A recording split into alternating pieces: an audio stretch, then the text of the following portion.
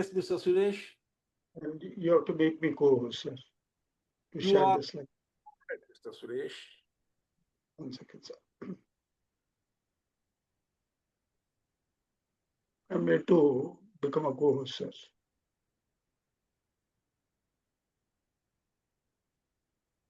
Go ahead, Mr. Ah, Suresh. Already a yeah. co-host. Thank you. Thank you. Right now, I pressing, sir.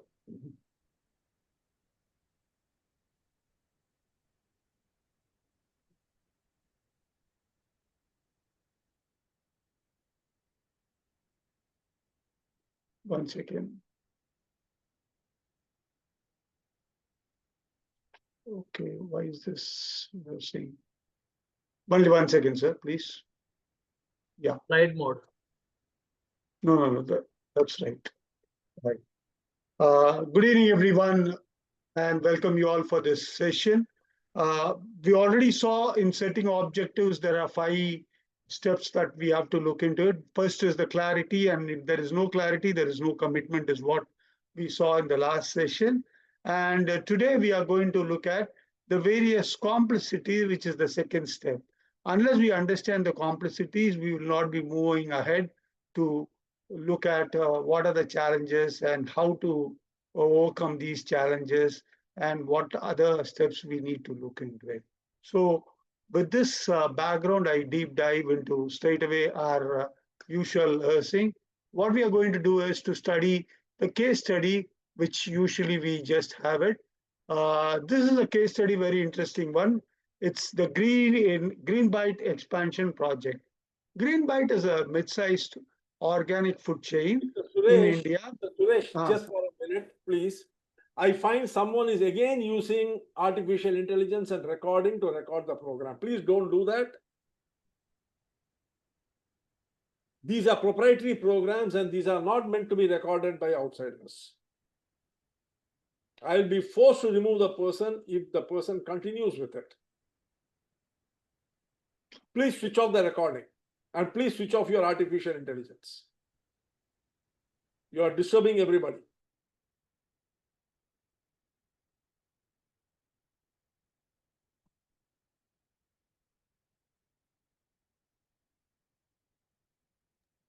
Go ahead, Mr. Suresh. Yeah. 1 second, so I'll stop share and then come.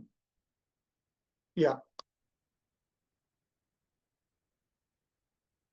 Right. This is a case study, very interesting case study about Greenbite expansion project. Greenbite is a mid-sized organic food chain in India with almost 35 stores across major metropolitan city, which has set an ambitious target goal, launching a digital delivery platform with a subscription method. And most importantly, what exactly the thing is, subscription based on a healthy meal plan within the next 12 months. At first glance, you will find that the leadership is very enthusiastic. The CEO views this in a very different way. He sees this as an opportunity to position the company as a lifestyle brand rather than just a grocery chain. The head of operations, however, is worried that the project scope is too broad as it impacts multiple departments, which includes procurement, sourcing the organic ingredients, kitchen operations, which you will find where meal preparation, because earlier they were not doing this, IT platform development, logistics, financial, that is the pricing models, and marketing, because from a retail chain, they have to brand reposition. Some board members are unsure if venturing into this prepared meals dilute Greenbite identity as a retail chain. The project team soon realizes that there are a number of variables is higher than anticipated. Externally, you'll find that the competitors like Swiggy and Zomato are dominant. Government food safety, that is FSSAI, FSSAI compliance is very important. It adds complexity, and the customer's willingness to pay for premium for an organic meal is uncertain. Internally, the company has limited digital experience, a risk-averse culture, and financial constraint. I want everyone to take a screenshot of this. Once it's over, please let me know.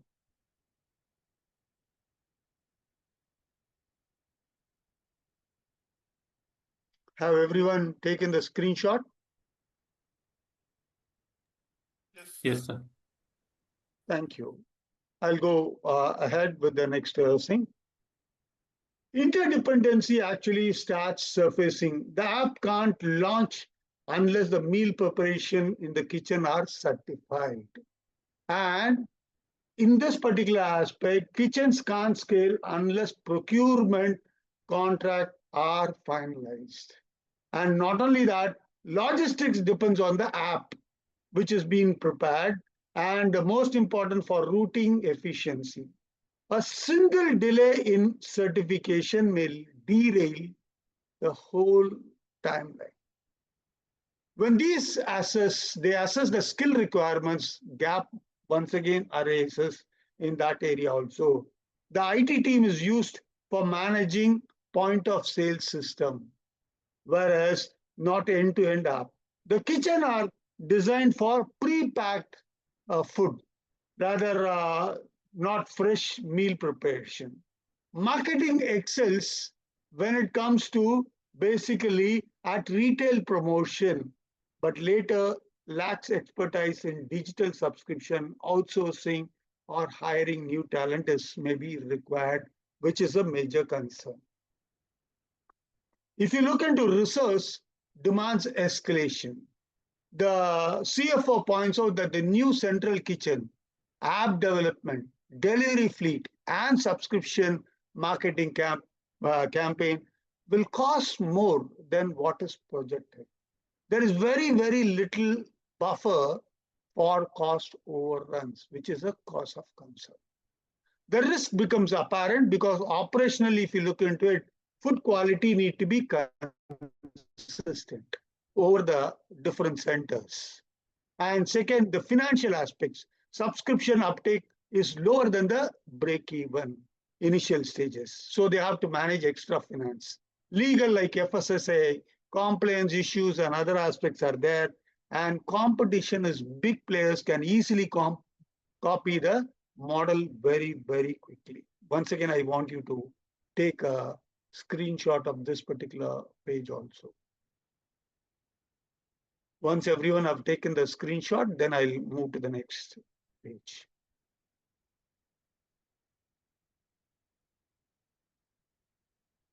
Have you? Yes, sir. Everyone? Okay, I'll move to the third slide, third page. Timelines are add another layer of tension. The CEO wants to launch the product in 12 months to showcase to the results to the annual shareholder meeting. But what exactly happens is operations argue that kitchen and app readiness could take 12 to 18 to 24 months. And that means breaking the plan actually into phases is something launch was suggested. Pilot in 2 cities, then scale up is suggested but not agreed upon. Stakeholder complicity deepens. Franchisee store owners who are currently there, they fear that resources will be diverted to store upgrades, and investors want clarity on return on investment. Not only that, customers expect a seamless operations in the digital experience. NGOs lobbying for organic farming practices demand that Greenbite adhere to its sustainable in new model. And in addition to it, coordination becomes very messy. IT reports to CEO, while logistics reports to COO, kitchen to the head of the operations, while project ownership sits on the chief growth officer. So different departments are reporting to different people. Meeting drag on with unclear decisions taken by the authority. Escalation moves in circles, delaying choices of vendors and rollout. Greenbite is at crossroad. The vision is very, very attractive, but the hidden complexity threatened to overwhelm the execution. This is about this particular case study. And what we want to look into, you to look into it, is what are the various complexity that are visible in this case study. So we will, what we will do is, we will we'll stop share. And I'm going to divide the whole nursing team into breakout rooms. Breakout rooms, how many people are there? 23. 3 breakout rooms I'll make it, which are randomly assigned. Have all of you taken the screenshot? Okay. So we will take 20 minutes to study the case study. It's right now 8:22 in my watch. Almost 8:45, we will close the session. And after that, we will have the discussion. Is it okay for everyone? Rooms have Okay. been opened. So People can proceed to the Yeah. rooms. yes.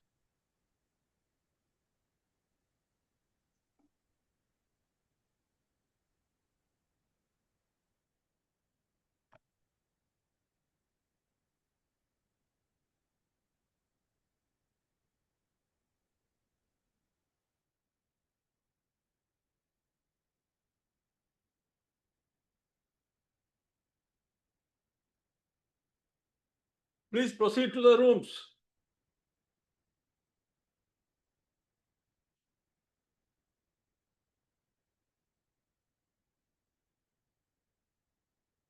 Mr. Anil Goswami, Mr. Pradeep Kumar, Mr. Naresh, please proceed to the rooms. हमारे को दोबारा करना पड़ेगा क्या हुआ? वो click click कहाँ करें हम पहले क्लिक करते आप चले जाइए रूम नंबर 2 में. हाँ अब हुआ now now Join.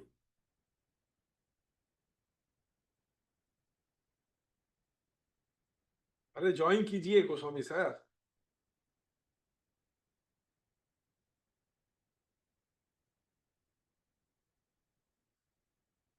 Mr. Naresh.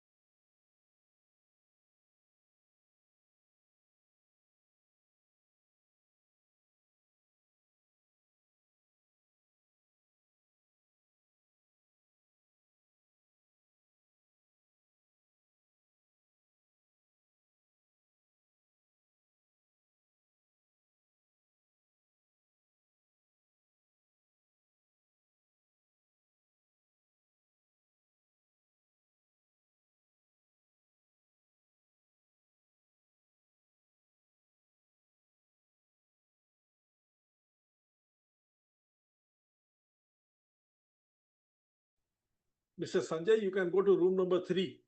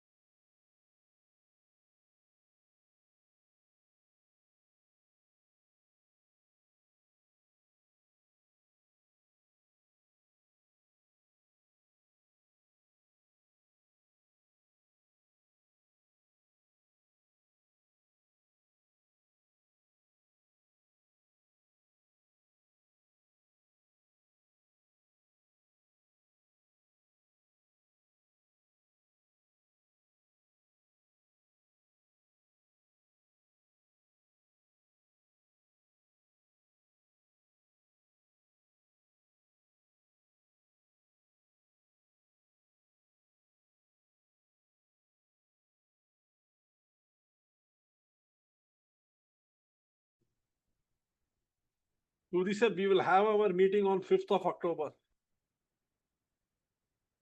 You are muted. Done, sir. Noted. All are communicated in my group. Yeah, thank you.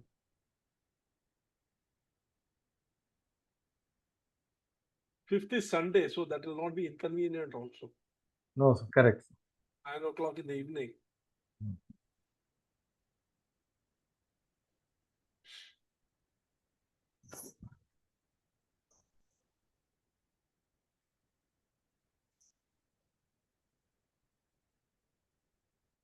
Yeah.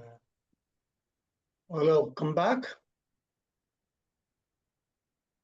Welcome you all back to the main room.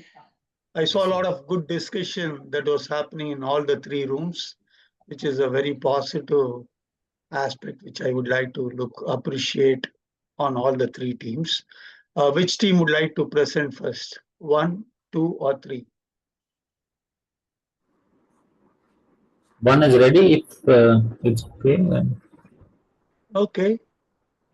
We'll start with 1. Team let's 1. pull up. Sure. Team group one. So we summarize the challenges as so we learned this lesson of challenges and we summarize the challenges.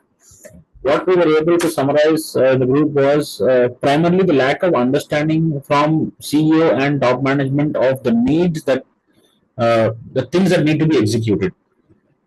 This was important. We also Navneet ji, only one word. It's not challenges, it's the complexity. Yeah. Just for sake of correction. Yeah. Thank you. Thank you. Thank you for correction. The other complexity we found was a lack of buy-in among internal stakeholders, acceptance of timelines, data flow, people's buy-in itself for that. The third complexity we found was there was no vendor feedback on timelines or internal feedback on timelines. People were just making their own timelines, setting, I wouldn't say random, but setting what they assumed would be a timeline based on market or expectation from, say, stakeholders and investors. The fourth complexity we saw was the revenue model today is based on the franchises and the stores. And this model could possibly have a disruption because there was no buy-in from those stakeholders, the semi-internal stakeholders who are promoting and bringing in revenue today. This could cause lack of investor confidence because of drop in revenue if they had to reinvest and make continuous investments going forward. On the internal side, we saw complexity of multiple reporting heads, departments working in silos, not really coordinating to achieve the end goal, and therefore lack of actually completion or even ideation at this point as to what complete dates we would have, activities. And the last one, which is part of this, was lack of coordination to achieve set goals from department itself. I mentioned that point again. So this is what we discussed as complexities in room 1. Thank you. Anyone else in room 1 would like to add just within 1 minute? If there is any point left out, or we'll go to team 2. Okay, team 2. Yeah. So the complexities, it actually starts from, they want to enter into a different segment of the market, which adequate research has not been done. The planning stage that's a problem. And when a new project is starting, then it requires optimism from all the team members. But unfortunately, the vital cog in the whole thing is the operations manager. And he was a bit pessimistic even before the project started. So which means, you have problems even before you started the thing. And the third challenge is actually the reality, the gap between the reality and the expectation. I think that's they soon realize that there are some things which are not covered, and then comes the the competencies. where the IT, they found some loopholes in the IT system where they don't have the necessary competencies to do it, and that is a huge challenge. And then the CFO points out that the cost overruns and the challenges in operations, financial, legal, and external competition. And then comes the next challenge is the timelines, where they thought of something, but something else happened. So, and then comes the expectation from the shareholders, the NGOs, which adds additional pressure to them. And then the reporting structure. Reporting structure is also quite messy because clarity of goals, objectives, and all that. I think so. This is where the complexities arose. Yeah. So, team 2 members, if you have anything which I've missed, please pitch in. Thank you, sir. Rajuji, thank you very much. I want to add only one point. Rather than starting in one hook, they can start with a pilot program and try to see what are the actual complexity they arise, and then they start with full force that project. That is my view. Thank you. Okay, thank you very much. Good points. Well summarized. Team 3 now. I invite Team 3 for their Yes, observations on the complexities. right. So they have first complexity is targets or goals are not there. Clarity is not there. Second is operational complexity. They have problems in reporting structure, problems in tracking logistics and all this thing. Then the technological issues are there that they need to have certain technologies which like pre-cooked food in the pre-packaged. They have the expertise in pre-packaged food items, but not in the cooking and cooked items handling. Then there are skill gaps, like they need to have a certain skills, but either they have to hire or they have to outsource or they have to retrain their manpower. So this is skill gap complexity or resource complexity. Then there is financial complexity. They think that they can not even break even with respect to the subscriptions they will get. Then there is market positioning complexity. Then legal complexity like FSSAI compliances and other food labeling compliances. Then they have the stakeholders complexity. Each one of the stakeholders think that upgradation will be affected if they introduce new products like pre-cooked foods.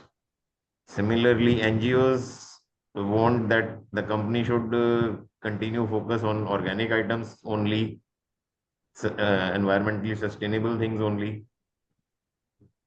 Then the last complexity is that they fear that Swiggy and big companies can copy their model even if they invest so much. And last complexity is the timelines complexity. And they have different departments have different timelines, and everybody is doing independent of each other. So these are the 7 complexities we discussed. Okay, good. Anyone else would like to add any point in your group? Right, thank you very much. It was a good discussion. Several points, vital points are being brought out in this particular discussion and by all the 3 groups, which is really commendable. What we will right now look into it is how systematically we will analyze the whole stuff. Mr. Suresh, if you don't mind, I would like to just ask a small thing. Yeah, What sure, sir. exactly are case studies? What is the objective of a case study? Okay. You're asking me or the No, generally, participant? I just want to know. To think over what we have learnt, sir. To analyze. You go to a doctor, Get cure. okay? You have a problem, you go to a doctor. You are a case study. The doctor is going to treat you, but based upon what? What I tell you. Of Observations. Users for treating you. The doctor is going to treat us based on the symptoms and what he can observe himself when he that sees will be it. based upon what? All that will be based on what? What I present. On patients, What on patients, learned as a on- template. on patient Yes, feedback. Mr. Goswami, listen. Diagnostics. Based Learning, on the listening comes problem first. on hand. No. He has been taught a particular method to diagnose and then apply a treatment module, right? Absolutely. That is a template. Symptomatic approach. He has been provided a template in his medical school to diagnose a problem and apply a treatment module. When you go, you are a case study on which he applies the template. So whenever you have a case study in front of you, look for the template which you have to apply on it so that you can treat it.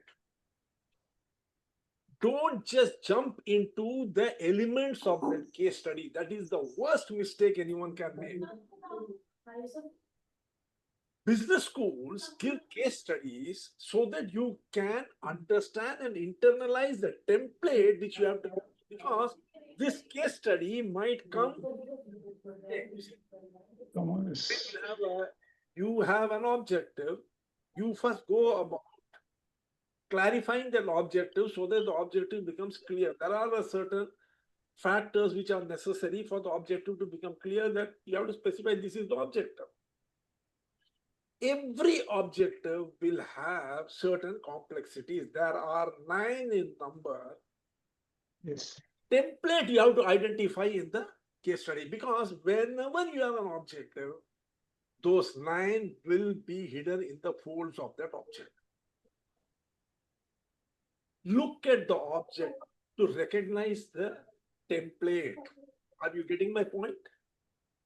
I saw all of you talking about what is written there, whereas what you require is the template. That is what Mr. Suresh is going to give you. So in future, whenever you see a case study, try to identify the template, because that template is common to all objectives. Are you getting my point? Yes. You have an objective in front of you. Each one of the objectives in your life, whatever it may be, when you put this template into it, immediately it will the challenges will surface. And then you will go about identifying how to overcome those challenges. So a case study is a medium to identify a template. It is something like this. We have all studied in colleges and schools. During those times, there used to be a book, used to be published for all the questions of mathematics and everything. The answer used to be in the last. Very intelligent students, you know what they used to do? They used to first go and see the answer. They'll work backwards. A case study is working backwards. You are, instead of learning the template and then applying it on the problem, you are looking at the problem and identifying the template. Thank you, Fritz. Yes, Mr. Suresh. Yeah, thank you very much for explaining about the importance of templates, sir. Definitely, that's a very, very vital aspect which we will look into it. And yes, 1 second. As you rightly said, there are 9 different templates we will be observing in this particular case study when we are looking at the complexities. The first one is the scope of the goal. The scope of the goal will tell whether it's too broad, where it's talking about digital lifestyle platform, versus very narrow platform goal where meal delivery is what is there and impacts many departments and risks diluting the brand identity. This is the first template we need to look into, the scope of the goal. The second one is the variables. Variables can be external or internal. External like Swiggy, Zomato, regulations, customer price sensitivity. Many of these things you touched upon, variables. And internally, the technical skill, the cultural, the budget part of it. And what is more important is to look at what is controllable and what is uncontrollable. Most of the time, what exactly happens in the complexity is if people are focusing on uncontrollable factors, then they will not be able to solve the issue. So this is a very important aspect which we need to look into it as a variable. The third variable, There is some background, some sorry, tell background me. music is some background Someone voice is else has there. opened the thing, sir. Can someone mute anyone who has opened the sound?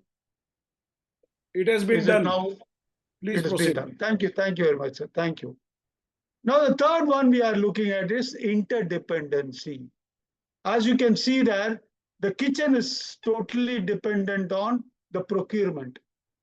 And unless there is a certification, procurement becomes an issue. And app launch, if you just look into it, will be making it out the logistic part of it, because the route and other efficiency need to be planned very effectively. So the critical path delays are very, very likely when the interdependency are not looked into it. That's the next part of the thing which will just make it out. The skill requirements which we just missed out, what is that is the gap in the skill area. For example, we saw that the app currently looks at point of sale and they are not focusing currently on end-to-end app. Second, the company is right now proficient enough to have pre-cooked stuff, not a fully prepared organic meal, right?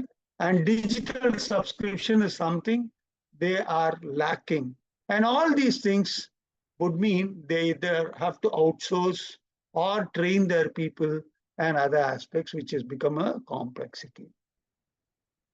The next one is the resource complexity. The resource complexity is the financial strain.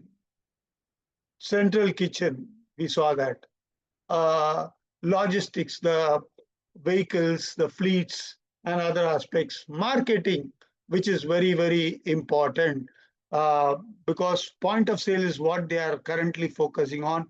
Whereas when it comes to meal app, you have to look at various other factors. So lack of contingency buffer is one of the major cause of concern that can come down. And next one is that uncertainties. What are the uncertainties? 35 different centers are there. Quality has to be consistent. For example, if you just look into, I'll give one example which I'm very clear about. Annapurna is a very well-known food chain in Coimbatore. You go to any of the hotels, you'll find the same taste. That's because central kitchen is there, and from there it goes to various things. So this quality consistency and thing is very important. Compliance, legal compliance has to be taken care. Other complaints need to be taken care. And weak adoption is currently there because of hesitance in the team members. And competitive response, they can easily copy it. Swiggy or Zomato is something already well established. These are something overlooked by the planning team as well as the CEO, very rightly pointed out by team 2. Then we come down to time horizons. Time horizons means what exactly the thing is. The CEO is saying something, whereas the team is saying something. CEO says within 12 months. Why? He has to submit it to the shareholder on their shareholders meeting so that he is getting a good name. But what is exactly the problem is, realistically, it's 18 to 24 months is what the team says, which will take.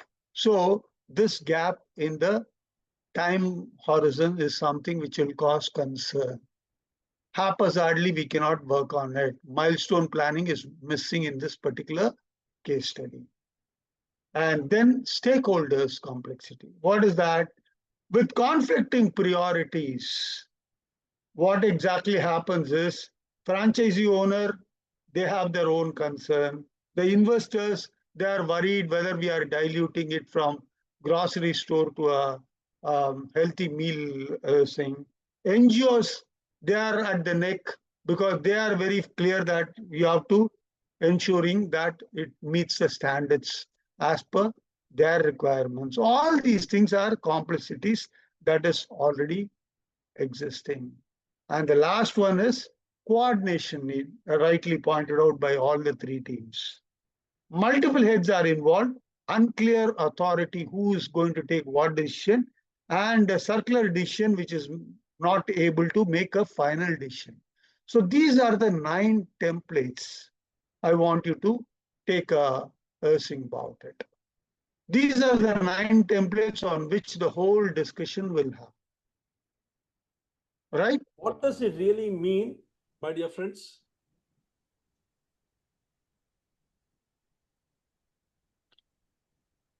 What does this really mean?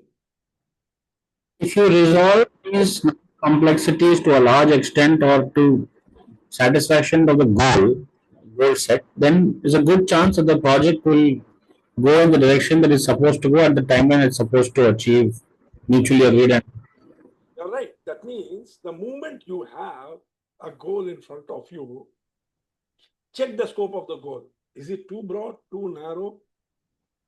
What are the variables in it? What are the interdependencies? How variables interact with each other, where controllable variables interact with uncontrollable variables? What are the various skills required so that you can achieve this goal? Whether there is a resource complexity, what is the difference between resource constraint and resource complexity?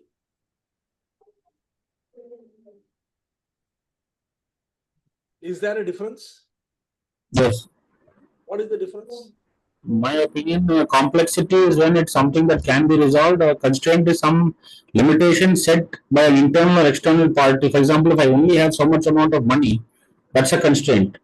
Whereas if I have a complexity, it's something that I can use or build a resource or grow a resource to solve that particular issue at that point. This is my perspective. Okay, look at it this way. Constraint is availability. Complexity is availability. For instance, Once you again, have Sir, sorry, your voice is fading out, so you'll have to be a little louder. Manjan, someone has opened their thing. Can we mute everyone, sir? resource constraint. Constraint is a question of availability. How much of the resources are available in terms of money, manpower, technology, knowledge, and abstract things like licenses and other things, accreditations, or maybe or whatever is required. That is constraint. How you apply it creates a complexity. For instance, you see, you might have adequate money, but this money has to be traded off between various activities which you have to do. You can't put everything in one place and then starve everything else. See, that is where the complexity comes in. So resource complexity is how do you deploy your manpower? How do you deploy your money? How do you deploy your technology? Where do you use machinery? How much do you use in various activities? All these other complexities, and these have to be spelled out very correctly. Uncertainties, again, there could be quality, there could be compliance, there could be weak adoption of things which are required. All these uncertainties arise out of deployment of various resources. If somewhere you require 90 rupees, you deploy 60, automatically there is going to be less amount of effort in that area. Certain uncertainties will appear there. Now, time horizon, 12 months is what the CEO wants. What the reason is different. But now the complexity is how do you achieve it in those 12 months? Similarly, all these things you have to check. What is the scope of the goal? What are the variables? What are the interdependencies? What are the skills? What are the resource complexities? What are the uncertainties? What sort of a time horizon are you working with? How do you satisfy the requirement of the various systems? And how do you create a coordination between all the people, the escalation matrix, all these things you have to finalize. In other words, these 9 form the template through which you will work. Whenever you have a goal in front of you, ask these questions, create a template and ask these questions. Immediately the challenges which you will face will come in front of you. Sir, I want to ask a question. Yes. Can we ask, sir? Yes. Yeah. So, so uncertainties, I want a little bit more focus on it in terms of trying to understand, are they factors which are beyond my control, or are they factors which I have not looked at? See, So, uncertainties. yeah, I want clarity on that. Who is speaking? It is Hitendra, sir. Huh? Hitendra. Mr. Gosai. Yes, yes, Okay. sir. See, the deeper insight of uncertainties is risk not just about external shocks, but also internal blind spots that create the uncertainties. Uncertainties, understanding these uncertainties helps you build your adaptive capacity so that the team can pivot when the risks materialize. Are you understanding what I'm telling? For instance, Nokia underestimated the risk of consumer preference. Shifting to touchscreen, they avoided that, seeing competitors as bigger risk than the shift to customer behavior. The uncertainty that was created in Nokia's operation was because of customer behavior, not because of competitor activity. Can you unshare the screen, Mr. Suresh? sure, sir.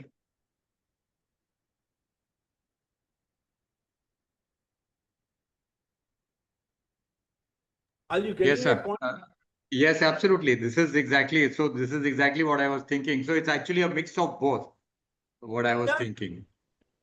How do you address your uncertainties? You brainstorm potential uncertainties. Think of what might go wrong or change operationally, financially, legally, competitive, everything. For instance, India was hell bent on focusing on exports. What happened? Trump threw a monkey wrench into the works. Immediately, you see, but the great thing about our government is they are prepared. Immediately, what he did, reduction in GST, enhancing consumption, supporting exporters, providing them with financial assistance, all these things are addressing uncertainties. Being flexible is a major issue in uncertainties. Develop mitigation strategies for high impact risks. Assess likelihoods and impacts of each risk, whether is it low, medium, or high. What it is. Are you getting my point? For instance, a delivery agent quits during festival time. The likelihood is high, impact will be medium. Funding round delayed, likelihood is medium, impact will be very high. New city license regulation, likelihood is very low, but impact is very high. Rival giving huge discounts, likelihood is very high, impact is very high. Are you getting my point? Yes, sir. So to my mind, it can play a major role in the success of the project. These are the 9 complexities which are a template. You should look at case studies as an opportunity to understand the template. And this template should be applied to every goal so that the complexities will surface. Arun Thank sir. you. Arun sir. Yes, Hanumantrao. My question to you, sir. this what I understand from sir is ultimately we have to the risk management, means we have to identify the risks, that is called uncertainties in that task. Am I right? Not necessarily. Uncertainties need not be risk. They are outcomes of certain situational dynamics. Hmm. Risk you have already taken into account when you have looked into the clarity of the goal. One of the things when you are finalizing the clarity was risk. The risk of selecting one particular goal against another, or the risk of putting in all your resources in that place. Risk is different, uncertainties are different. Uncertainties can happen at any time. So, we should not be using these interchangeably. Okay. Thank you. Now, my understanding is uncertainty is a risk, I thought. Now we are telling it. Also a See, risk it's a of part of risk. See, a risk in clarity is a selection risk. Uncertainty is an operational risk, which comes out of certain interdependencies and certain interactions between various factors. But when the risk is identified, When you decide to open a restaurant or you decide to sell something. sir, here question: when the risk is identified, how to assess the risk? We're discussing that. Okay. The uncertainty is going to be discussing the risk we have already discussed during the clarity. No clarity, no goal. Clarity. You will see the discussion of risk there for Risk. how to identify the clarity. Now we are going to be discussing uncertainty as a complexity. Like you see, what certainty is there that your competitor will reduce the price? What certainty was there that Mr. Trump will impose a 50% tariff? 50%.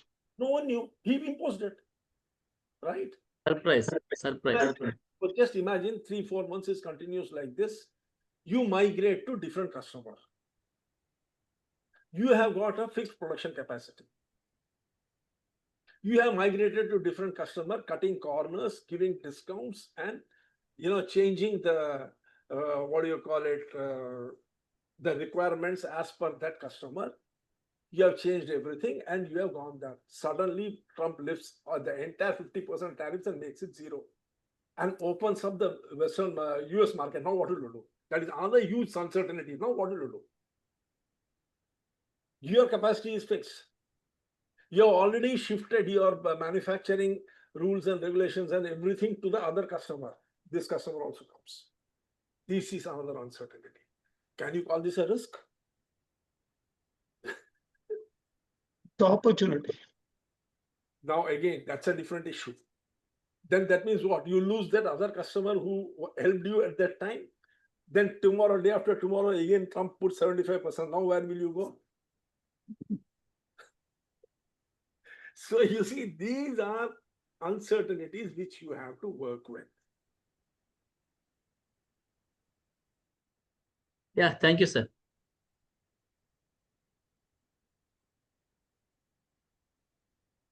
Proceed, Mr. Suresh. Yeah, thank you very much for bringing out a lot of points connected with these 9 important aspects as a template, sir, because this becomes the base on which the whole presentation is going to be. And I'm glad that you have brought out these factors. Now what we will do is one by one, each of these templates, whatever the characteristics, the complexities, we will look into it. The first one, as we saw, is Sir, keep in slide mode, sir, or slide mode. Yeah, I'll make it. Don't worry. Okay. Right. The first one, what we are looking at it is the scope of the goal. What we will do is we look at all the sub-steps which are involved in this particular aspect of it. What exactly it talks about is define whether the goal is broad, medium, or narrow in scope. Sarah's already touched on this particular aspect of it. If it's too broad, there can be a lot of complexities. If it is too narrow, that also can lead to complexities. So we need to balance this particular aspect of it. The second one is list all the departments, the peoples, the systems which are impacted. For example, kitchen is there. We have got logistics. We have got marketing. We have got staff who are handling all these queries. All those aspects which we need to look into it, list them and look how each one of them will get impacted. That would help us to resolve the complexities much better. The third one is identifying the boundaries. What is included, what is excluded from the goal. Sometimes what exactly happens is, that's what is the oversight which will just make the one of the uncertainty is when we are overlooking certain issues which is well within our control. Right?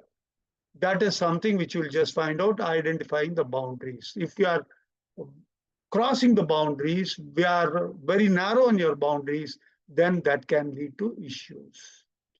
Last one is check alignment with the overall organization vision. In the initial objective setting, we said the same thing. We also talked about the same thing in the clarity. Once again, we are reinforcing alignment with the overall organization vision is very, very important. If it is not aligned, then we have to relook at the whole scope of the goal. Right? Now we come to the next one. That is the variables. There are a number of variables. Identify external variables like market. Right? We saw that competitors like Swiggy or Zomato are there. See, they are moving from retail chain to food chain. So there is a complete shift in the market. So the way they have to approach the customers, the way the customer will look at Greenbyte will all differ. So that is another aspect which we'll have to look into it. Regulations, FSSAI regulation is there. NGOs are behind you. The customers, how they will approach when we are talking about it as a premium brand, right? Whether they are willing to pay or not. All these things are variables which we need to look into it. The second aspect which we need to look into the variables is identify internal variables. What are that? Resources, people, policies, culture, leadership, all these things. What do you mean by that? See, as of now, risk averse is the culture of the company. Correct or wrong? That is what the case study talks about. But here is a very big risk the CEO is taking. So is the entire team ready for it? Is something which we need to look into it. Otherwise, we have to prepare them mentally so that they are prepared for taking these risks. These are the another factor which we need to look into it when it comes to identifying the internal variables. Then the third one is prioritize variables into critical versus secondary. See, there are certain things which are very, very essential, without which nothing can be done. There are certain things which can be outsourced, right? Are we looking at all those options is something which we need to look into when we are looking at the number of variables. Last one, ask which variable are controllable and which are not. Can you just identify 2 uncontrollable variables in this particular case study? Market. Huh? Market. Market, yes, market is uncertain. We can't say. Competitive response. Very good, very good. So we know very clearly these are something uncontrollable. What we have to focus is on what is within our control. So focusing on what is within our control and how we can manage it out is one of the best way to look at the complexities and overcome these complexities later. Unless we identify what is controllable, we can miss out on the complexity. Interdependency is the next one. The sub-steps you'll find is map all tasks in achieving the goal. Right from Suresh, sir. procurement. Huh? Suresh, sir. Yeah, tell me, sir. Some are not able to controllable from our side. Like we call that competitor or our competitor. Generally in our industry, what will happen in the engineering industry? sometimes we'll study their product also, what are the features are advanced. Generally, we'll use the quality function deployment tool. We're not able to control, but we'll understand their requirement. Again, we'll improve that feature to compete with others. Like Sir, that, when Hanumantarao ji, sorry for interruption. Only one thing I want to highlight is look at what your customer needs. What your competitor is giving is not very important. What your customer needs, Can you that please is more unshare important. the That, screen, Mr. Suresh? excuse me, sir? Just unshare the screen. Yeah, sir. Yeah. Who asked the question? Hanumantarao. Hanumantarao. See, you're absolutely right, Mr. Hanumantarao. The whole idea is that this is the template. Like you go, a person goes having fallen sick to a doctor. The doctor can apply the template and identify the problem and start the treatment. Can he give a guarantee that he will be cured? No. Similarly, you see what your competitor does is an uncontrollable by you. But being prepared beforehand with the various things that your competitor can do will give you a certain degree of control over your activities, the controllables. But it will not have any impact on the uncontrollables. And the outcome again will depend on so many other things. Are you understanding what I'm telling? See, business is a process-driven activity. We are only trying to understand the process with which we can drive it. Yeah. You forget the customer, competitor. Suddenly plastic is banned. And your industry is depending a huge amount on plastics. What will you do?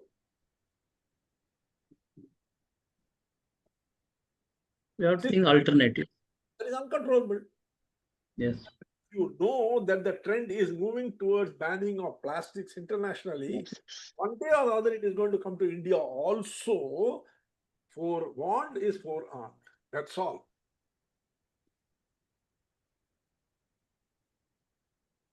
Okay. Yes, Mr. Suresh. Thank you, sir, for adding value. One second. Okay. The second aspect of interdependency, which we need to look into it, is identify which task, which task depends on others and which task you yourself can do this, because that will help us to overcome the interdependencies that can just happen. And whenever there is task which is dependent on others, we know that as a team we have to work. Then only the Greenbyte as an organization can become much more successful. Create a dependency chart. What needs to happen first, what needs to happen second, what needs to happen next. That's what Sarah was talking about. It's all about process. This process at least help us to analyze which step where we are, and if it is going wrong also, where it has gone wrong. All these things can be easily identified, which is why we need to map all these things, a dependency chart, we need to look into it.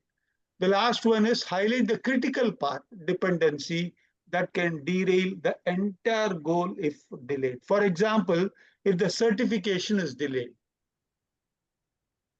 what will happen? You cannot procure the quality aspect. It's 100% organic.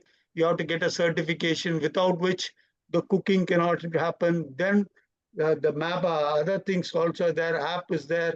All these things are dependent on this certification. It's a critical aspect which can easily derail.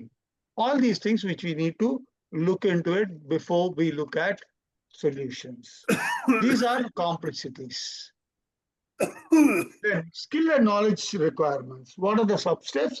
First one is list skills required for the goal execution. All the skills you need to look into it. For example, in the kitchen, what is exactly the skill that is required currently? What is the skill that is currently there? What is the skill that's required? Is there a gap? Yes. Then in case of IT, What is the current skill? What is the gap? Each department, you need to look into it. What is the current skill and what is the required skill so that the goal can be executed flawlessly. It includes not only recruitment, it also includes training and other aspects which we'll look into it.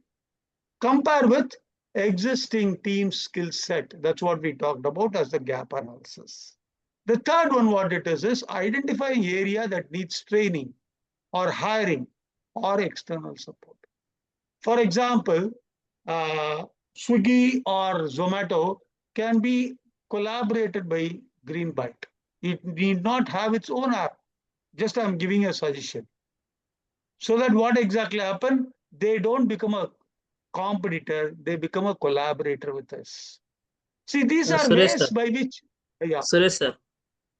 But if you take the app from the others, no, that privacy and security will be compromised. No, already they are competitors. No? You are Sometimes different. absolutely right. You are right, Mr. Suresh. This example is wrong. Sorry. Okay. Plan timelines for skill acquisition. What are the things that's required? What skill need to be looked into it so that avoiding the delays can be done within the required. This is another aspect which we look into it. Okay. Next one is resource complexity. What is resource complexity? Identifying all the resources that is needed, whether it's financial or whether it's human or it's technological or even physical. So all these resources, we need to look into it. And resource allocation also, we need to look into it and what are the constraints that can come in this particular aspect of it. For example, Ajay sir, time is also resource. yes. Time is, of course, one of the resource. We will be touching on it on the time nursing. Yes, time is a resource because delivery on time, cooking on time, all these things are also there. So it's also a resource, no doubt about it. Evaluate trade-offs. Can fewer resources achieve the same outcome? For example, this is exactly what I just look into it. If there, as a retail chain, they have already all the grocery items, right? So all that they have to do is to get it certified as organic. So they don't need to look at external sources if it's already organic. Some of the resources can be looked into within their control, which is one of the aspects which we need to look into it. And build contingency buffers, extra budget, backup staff, spare capacity. I'll tell you a simple example. Festival time, many times what exactly happened, majority of the people will apply leave. So you need to have two things. One, you need to restrict their taking leave, or otherwise you will have part-time job people who are replacing so that the orders are delivered on time. All these aspects which you need to think about in advance so that the complexity can be avoided. Yes, This Suresh is sir, something one which, Can you clarification, sir. please unshare the screen a bit?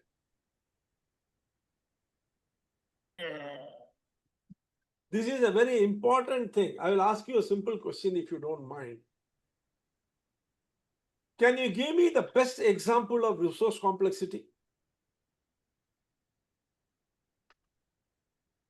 This will help you understand the difference between resource constraint and resource complexity. The best example. There is no better example than that.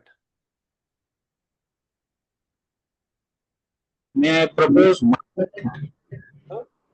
mindset?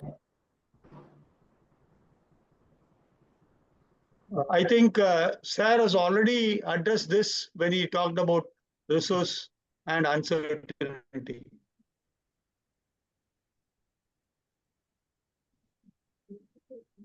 See, there can be enough resources, but is it deployed properly?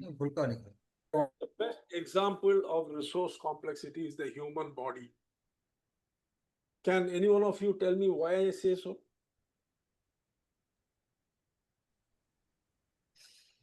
The human brain constitutes 2% of the body weight, but consumes 20% of the energy, and left to itself, It will consume the entire amount of energy available to it.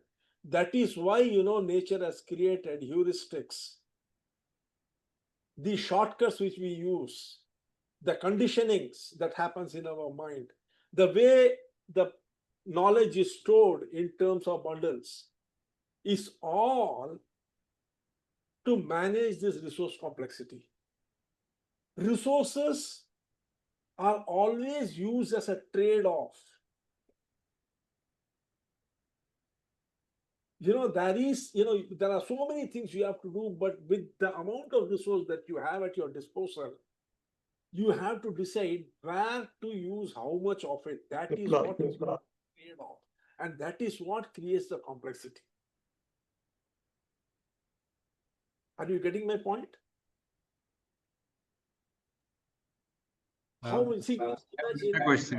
Step you have to keep on analyzing and taking a decision. Right from the morning you get up, you start analyzing, should I put my right foot down or my left foot down? Then what should I do? Then where should I go? Then how should I go? What will happen to you? So you are conditioned in a particular way, you keep on moving, and that is what, when the subconscious comes in, it keeps on driving you. Only in those places where conscious decision has to be taken does the neocortex take over and starts analyzing. Till then, you are being driven by what is known as conditioning, automaticity, or biases, whatever you feel like calling it. There are slight differences between all these things, but can be used in an interchangeable manner. That is what is called resource complexity. And this you have to understand for each and every goal. Where you have got 10 people working with you, where do you allot them? How much do you allot to each of the activities? This is called resource complexity. Because without understanding this, there is a very big possibility that you will derail. Because you see, what you give importance to might not necessarily be the most important thing of that entire focus, of that process. Yes, Mr. Anil? Sir, last time you told a story that child was asked to move a big stone and he tried hard and ultimately, so he was, yes, sir. The father said, all your resources. Yes, sir. Yes, sir. That is a question, again, not of resource complexity, but resource availability constraint. Availability. Yes. You see, the resource complexity would have become if the boy would have also asked his father, but not put in his extra effort also and depended totally upon the father. Then the complexity would have come. Yes, Mr. Suresh, please. So please understand each of these things clearly. Don't leave anything to chance, because understanding it correctly is that light which goes off in the dark room. You immediately know the possibilities. And these possibilities you can see. Remember one thing, mentoring is all about plowing the field and sowing the seeds. That's all a mentor can do. Beyond that, you are the person who has to provide the sunlight, the air, and the water so that it germinates and grows. For that, you need to allow the field to be plowed and the seeds to be sown and then work on it. 90% is your job, only 10% the mentor can do. 10%. Please, Mr. Thank you. Once again, for this resource complexity, you would find that many occasions when you go for a mall or other showrooms, you will find a lot of people standing idle and only few people are working. Those who are working, they will be working hard. Others will be this means very clearly that the resources are not deployed properly, right? These are some of the aspects as a consultant or as an organization people, we need to be very careful about how things are happening, right? Okay. The lean manufacturing also will be help, sir, for this resource optimization. Whom you are asking, me or sir? Yes, sir, you only. This lean Yeah, tell me. manufacturing cost also, then that is also will help to optimize this what are the bottlenecks and what you're telling in mall. So many people are idly out, no? That is a to cover See, some lean manufacturing one also, no? second, one second. Lean management part of it is, yes, of course, it's a part of resources, how it is being deployed and other aspects of it. But that's one part of it. What Sir was talking about is various other aspects. We have to look into it when it comes to resource complexity, right? Sorry. Okay, uncertainties. This is a very important aspect Sir has already touched about. What we need to look into it is we need to actually play a game. See, for example, in football, or cricket, what exactly they will do? They will look at various players who are likely to play in the opponent team and how they will bowl, what are the options that is there, how I will score, all these things. They will have a mind game, correct? Similar way, brainstorm potential uncertainties. Operational, financial, legal, competitive. Look at what are the difficulties that can come. Ask questions. Is there any complexities that can come in this particular aspect? If so, how will I approach it? What are the aspects? Of course, 100% you cannot completely overcome all the uncertainties, but we can be prepared for these uncertainties is something which we need to look into it. Second, assess the likelihood of impact of each of these uncertainty. As Sir was talking about earlier, whether it's low, medium, or high. If it's very high, we definitely need to look into it and take corrective steps. Right? Before the low becomes medium and then go to the high, we need to overcome all these aspects, which means you have to do a lot of planning. We have to work on backwards and look at what are the possible uncertainties that can arise. Develop mitigation strategy. Once you are aware of what are the possible uncertainties that can come, you can always develop mitigation strategies. See, for example, if you look into it in the defense, since you are in the defense one, Hanumantrao-ji, do you agree that there are a lot of checks that's been done even before the product is launched? Do you agree Yes, on sir. it? Right? Why do you do all Yes. these checks?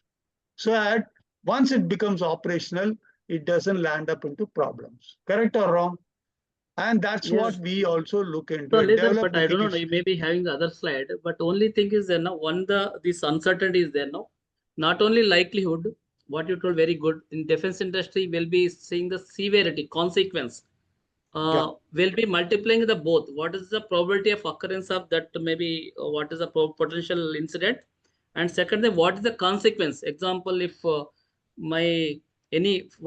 is the product fails, what is impact? Why means it is a where our product is in ISRO and Chandrayaan, no? That severity will be very high. So where both were multiplying, S into O means severity and occurrence. That will give the rating of the risk. Is it high or it is medium or low? We'll be quantifying That's what we this have also. already touched on. Assess the likelihood of impact of each uncertainty, right? Whether it's Yeah. low, medium, or high is what we have already touched upon. Thank you very much But for based bringing on the it out. SN2, but here severity I'm not able to see in this slide. Maybe you are maybe getting, I don't know. High is what it is. When we look at high No, impact, what severity do is you mean not by there. that? No, severity is not there. No, yes, severity. You are not written here. Sir, in a slide, you cannot put everything. You need to understand when we talk about high, what do you mean by high impact? It is definitely something which is severe, which we need to address immediately, right? Identify early warning signals to proactively monitor uncertainty. See, recently, if you just look into it, I was hearing a lecture from ISRO chairman Narayan. He said when they were about to launch a particular satellite, last minute, when they had an interaction with US, they found out that there were some gaps. Immediately, they stopped it. Because of that, crores of rupees were saved. Why? Because they identified early warning signals. And that's very important. not only in case of defense, but in all other work also, right? That's what, for example, a person sick, he is having asthmatic attack. Definitely it's something immediately, some corrective steps need to be done. That's what you have to look into it in the uncertainty. The next one we are looking into it is the time horizon. What is the things? First, define short-term, medium-term, and long-term aspects of the goal. Unless we divide all these things and look at gains, which we are able to just make it out, estimate resources required over a time period, manpower, money, effort. We cannot put all the money. It has to be phased in such a way that the entire resources are properly utilized. Plan for adaptability. That's what Sir talked about. Any uncertain changes that is happening, how we have to adapt to it. It can happen immediately. It can happen after 6 months, after 1 year or 5 years. It depends upon it. All that you have to do is to prepare yourself for all these things. And last one is break long-term goals into smaller milestones to reduce the uncertainty. Once you are mapping all the milestones, automatically what exactly happens is you are very clear that as and when the milestones are touched, we know that yes, we are on the right track. If you just look at the whole thing, when we are going in a particular journey, we will look at the milestones. Yes, we are going towards the right destination. And that's very important for us to look into it. The next one is stakeholders complexity. What are the stakeholders complexity? We need to look into it. Identify all stakeholders, internal as well as external. Because internal customers are also very important and they can derail the whole process. So are we taking into account what exactly happens? Many times external customer is what looked into it. Internal people, that's where engagement becomes very important. Assess each stakeholder's interest, expectations, and potential conflicts. In this case itself, we saw that reporting at different places, different thing, how you need to coordinate with it is very important. Otherwise, what exactly happen? You will land up into complexity and each one will start blaming the others. We did the right things. Map influence versus importance. What is that? Who can derail or accelerate the goal? There are few people, I think even in the earlier sessions of Arun sir, we have seen influencers play a very, very important role. They need not have any position, but they can actually derail or they can accelerate the whole stuff, which we need to be very clear. Plan engagement strategies, inform, consult, involve, collaborate with the entire team, and also take feedback. See, feedback is one of the very, very important aspects which we need to look into it when we handle stakeholders complexity. Every follow-up, every feedback matters a lot when it comes to solving the complexities. Next one is need for coordination. Already many people touched on it. The clarity for clarifying the collaboration and approval process among stakeholders. We saw that in this particular Green Byte itself, there are several teams, several departments which are there. Each one need to collaborate with others so that the whole thing goes into a smooth process, and define the communication channels and reporting structure. Who will report to what, how the coordination will happen, how the complexities can be overcome. Then the third one is establish escalation path for conflict resolution.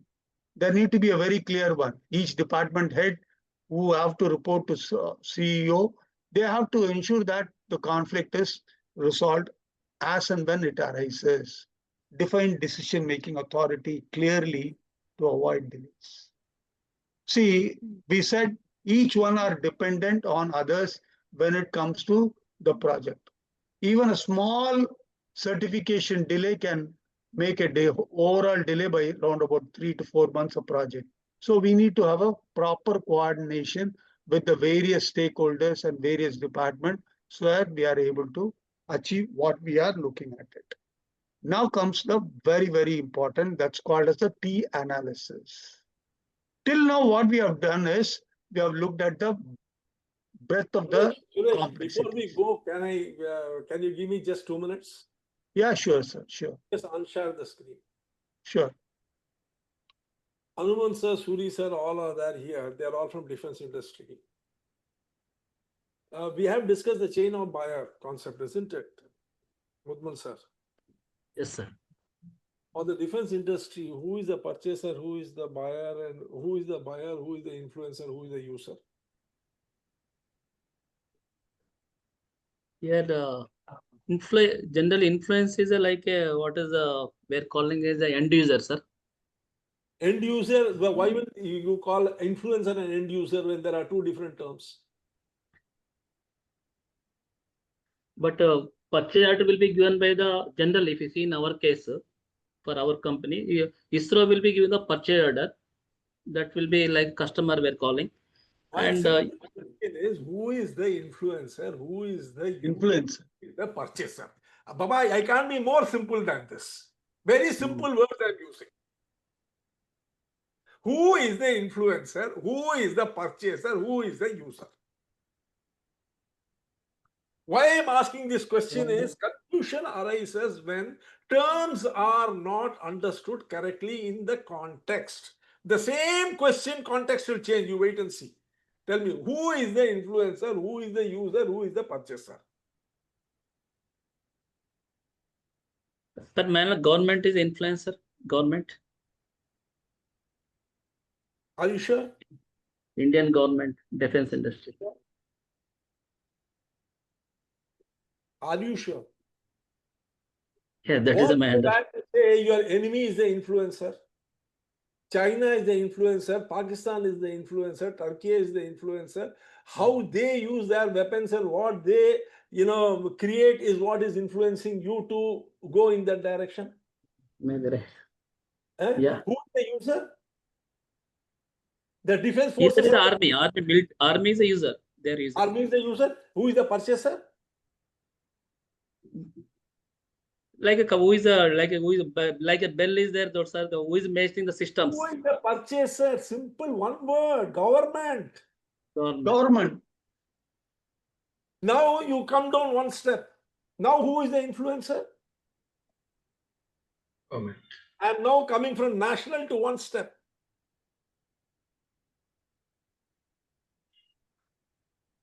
The planners and the decision makers in the armed forces, Navy and Air Force, they are the influencers. Who is the user? Defense analyst. The technicians, the armed forces personnel, and the Navy ships are the users. Changes. Ships, I understand. Ship Again, changes. who is the purchaser? The government. When the context changes, automatically it changes. What and So that is what you have to understand here when you are talking about influencers. yes, sir. Got. Yes, Mr. Suresh. Thank you, sir.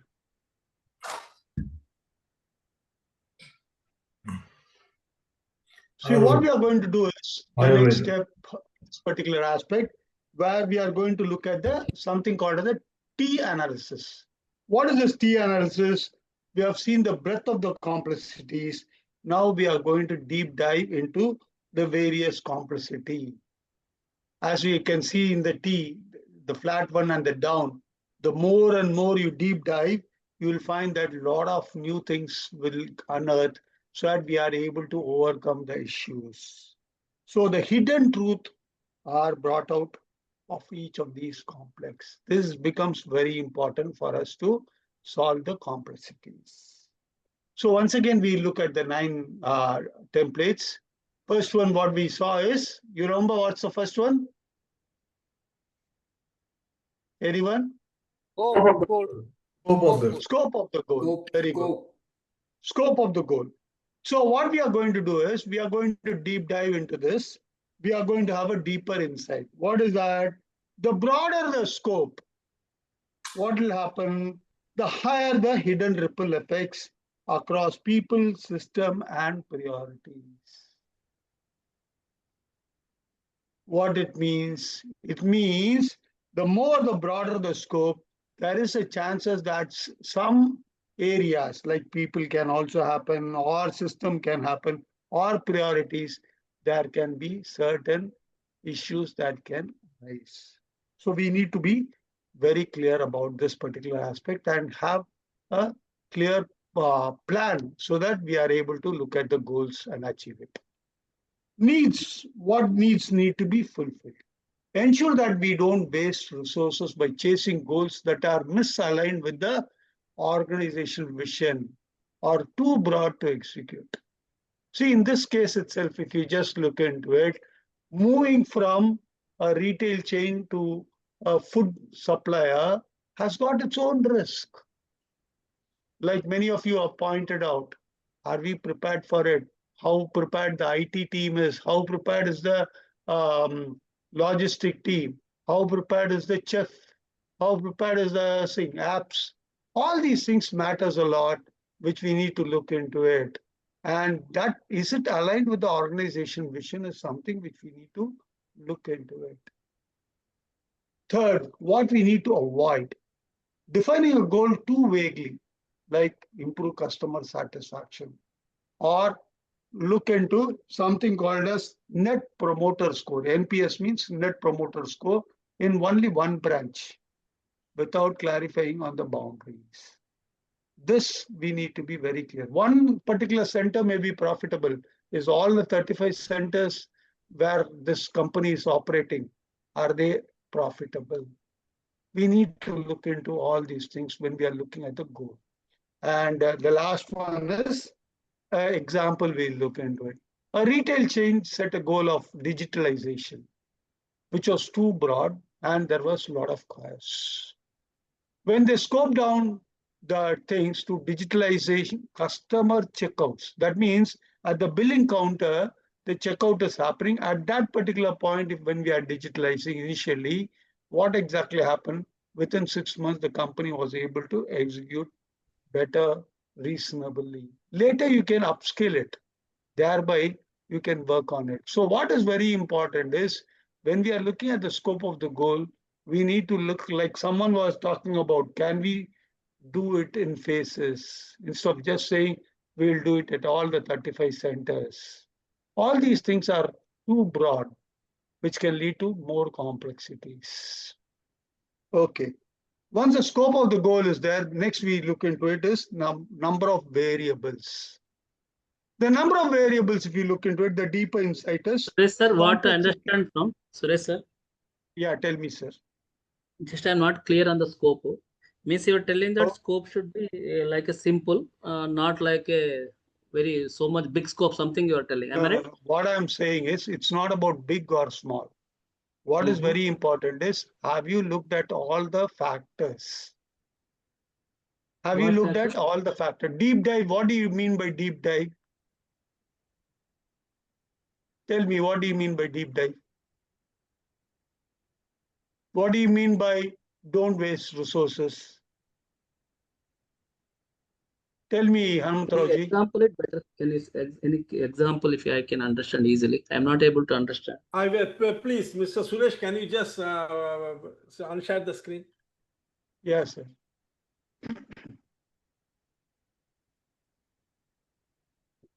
What are we doing here, Mr. Mudmal? Hanumantarao ji. What, sir? Mr. Mudmal, what are we doing in this session? We are trying to understand a template to surface the complexities, right? When you are doing it after finalizing a particular goal. As an organization, as an individual, or as a team, you have finalized a goal. Now you are trying to surface the complexities, because if you don't surface the complexities, you will not realize the challenges that you are going to face. And in the absence of realizing the challenges, you will not be able to develop a commitment towards the goal.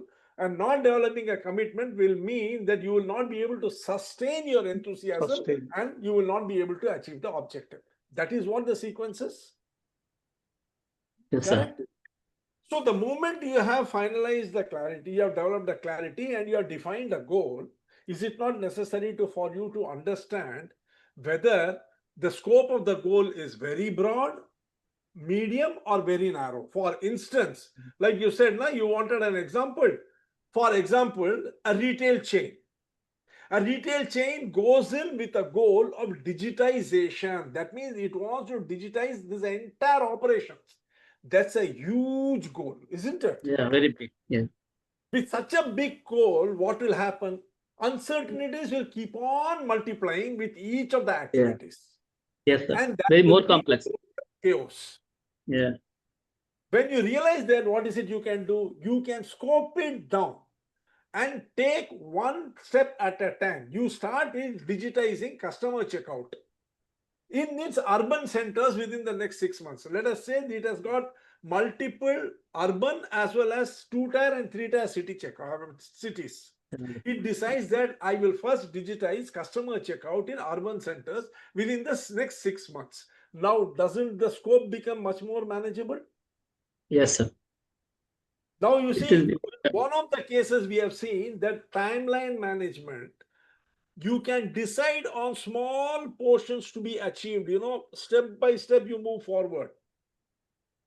When you move forward step by step, what happens?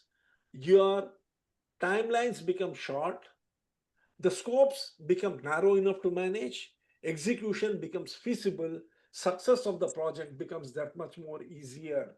That does not mean you sacrifice the goal.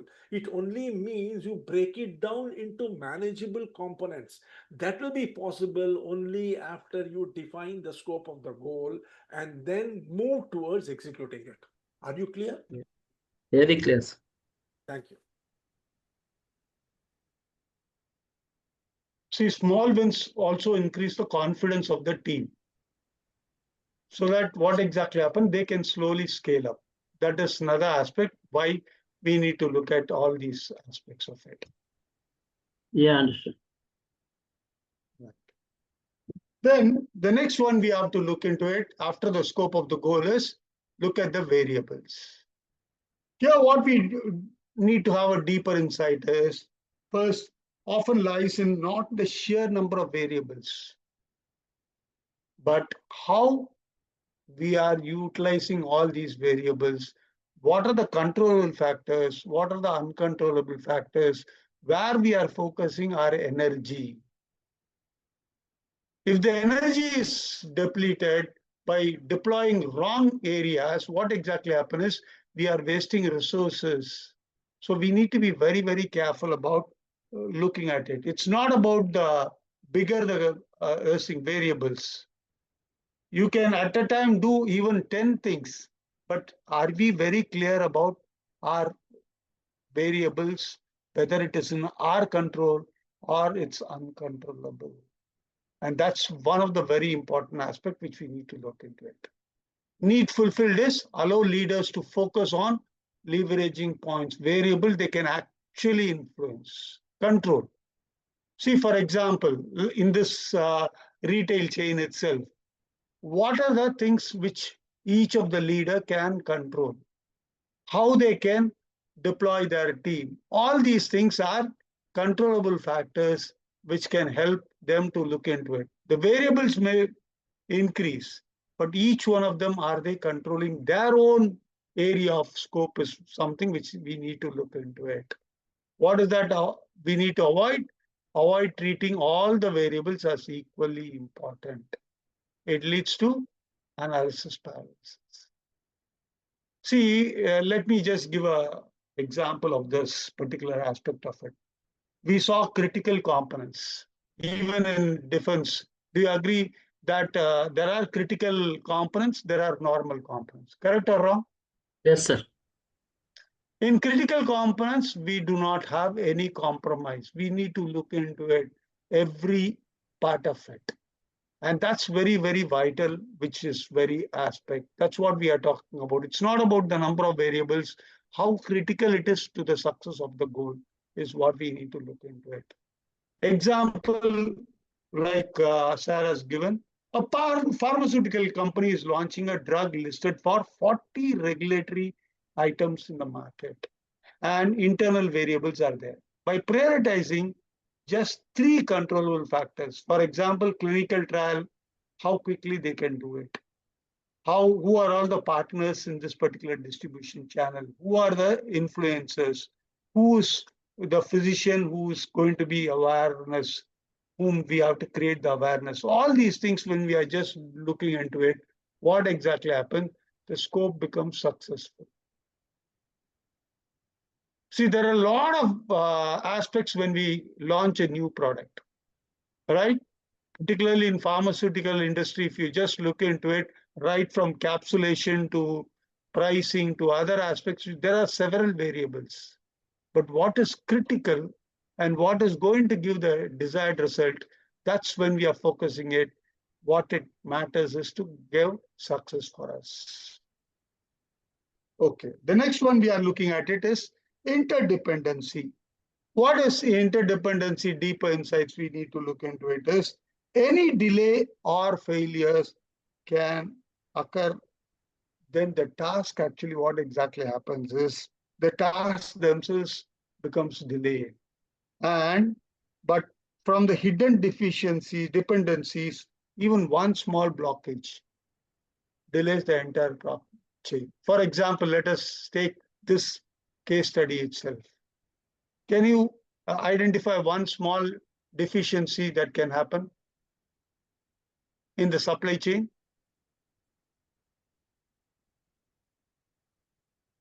For example, procurement forgot to purchase some of the needed items. Do you think cooking can be done? No. No. Can you see that one small Delay. thing, one small mistake, it can lead to a lot of aspects of it. Similar way, you will find that the app suddenly is not working. Do you think supply can happen? Yeah, app is not availability. Right? So all these things are interdependent, and that is one thing which we need to look into it. What are the needs that need to be fulfilled? Create foresight to anticipate bottlenecks and avoid domino effect. What is that? It means we need to be prepared for every uncertainties. Okay, if this happens, what will I do? If this particular company is not supplying, what alternative I have got? If the app is suddenly bursting, who is the software people whom I have to approach so that I can get it corrected within no time? All these things are very, very essential. And what we need to avoid, looking at task in isolation, but as a whole, so that Suryaji, there is, Suryaji, Suryaji, what is this domino effect? okay, domino effect is nothing but a reverse thing that is happening down. Like you, it's something like throw something, it comes back to you with what do you call as a failure, and that's what we call as a that is domino not effect. domino effect, Mr. Suresh. Domino effect, you must have seen, Anilji, that 20, 30 things are kept together. You touch one, everything starts falling one after the other. Cards game. हाँ, house of card, एक card को आप धक्का दे दीजिए, सब गिरने लगेंगे एक साथ. So you see, when there is a small bottleneck, everything starts collapsing one after the other because of that one small problem. That is domino effect. Okay. Yeah. Thank you, Thank sir. you. Sorry. Thank you. So the example here is in an IT system migration, the finance model depends on HR payroll completion. HR delays just by only a few days. What exactly happens? 3 months, the entire project is getting delayed. Small mistake, but whole thing gets delayed. And because of that, the payroll gets delayed, increment get delayed, other aspects happens. All these things are what we call as a domino effect, which Sarah has clearly explained about. Suresh sir, Right? generally in manufacturing, bottleneck, what sir told, you told, that is also bottleneck. One thing we are taking as a bottleneck, sometimes capacities gaps are there. Example, one machine produce 100 component per hour. Other machine, after this machine, it has to go to the next operation. That machine only, what is the capacity will be only 50 component per hour. What will happen now? These 100, I made 100, that other capacity only 50. These all go to the 100 and it will be what is the staggered and it will be stored in that place only, second operation. That will create the bottleneck. That time generally Yeah, what you have companies already are doing, given an example. Yes, sir. they are making the two missions. That is also bottleneck, sir. No, it is not a bottleneck. Oh, It is a poor resource planning. When you have got a machine with 100 units capacity, why did you place a machine with 50 units capacity after that? Wasn't that poor planning? yeah, it will happen, sir, in the manufacturing industries. It should. That is what I'm telling. You see, this is what is the example of poor planning. Okay. Isn't it? You see, you just tell me one thing. You can make 50 rotis, and the person sitting in front of you can eat only 5 roti, and you keep on making roti after he eats 5. What will happen to the balance 45? That's only, sir, our inventory will be there, pile up is there in the companies. Generally, Then that is because of what? Poor resource planning. Okay. It is not a bottleneck. It is a problem of planning. Okay, sir. Yeah, that is a matter. Bottleneck is everything is in place and approval is required. And the person who is going to give the approval has fallen sick. He is unable to approve and you don't have an escalation matrix in place. In other words, where do you escalate this problem to get it resolved? That is a bottleneck. Can I call contingency plan also not there? Something like that? If one person Obviously, fails. contingency plan is missing. That is a bottleneck. Yeah. Contingency plan missing is a bottleneck. Okay. An escalation matrix will always keep a contingency plan in place. Yeah, and one fails, others should have to be. Supposing a decision has to be given in 2 hours. What do you do if the decision is not forthcoming in 2 hours? That is a contingency plan, isn't it? Yeah. This also can I call? Where do you go to is the escalation matrix. Okay. Sometimes my power is not there, sir. Power failure is there, but in this place the power failure, DC set will be on. If the power is not there, where do you go for the power? No, have the contingency DC sets are there, sir. Generator, we can always look at generators. Yeah, Power DC sets. power backup is there. Yeah, that is also bottleneck. Backup planning. See, I'll tell you one thing. There is we'll just unshare the screen.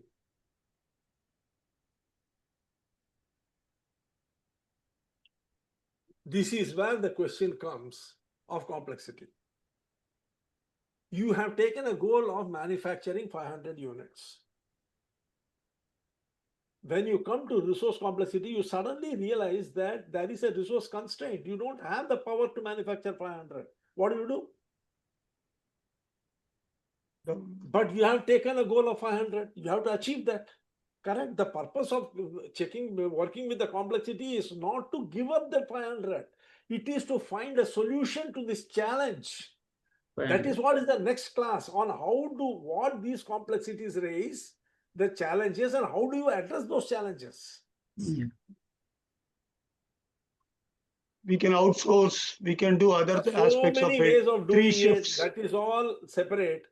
We are not, as I told you, Mr. Sudesh, you are also making the blunder of going and discussing treatment.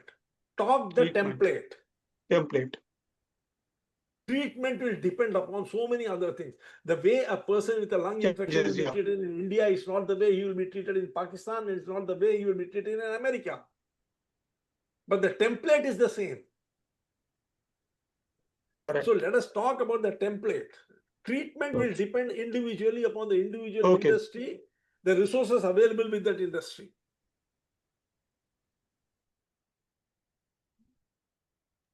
Please continue. Okay.